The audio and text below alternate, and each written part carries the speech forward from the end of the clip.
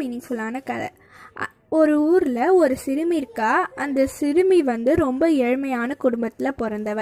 அந்த ஊர் தலைவர் அங்கே ஊரில் இருக்க குழந்தைங்களுக்கு எல்லாம் செஞ்சு தராங்க.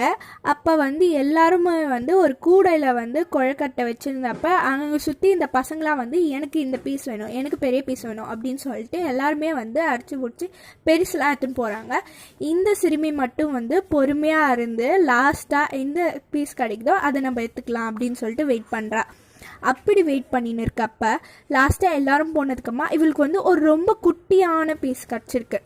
சரி, இந்த பீஸ் நம்ம எடுத்துன்னு போகலாம் அப்படின்னு சொல்லிட்டு வீட்டுக்கு எடுத்துன்னு போய் சாப்பிட பார்க்குறா. அப்படி வீட்டுக்கு எடுத்துன்னு போய் சாப்பிட்றப்ப அதுக்குள்ளே ஒரு தங்க நாணயம் இருந்துச்சு.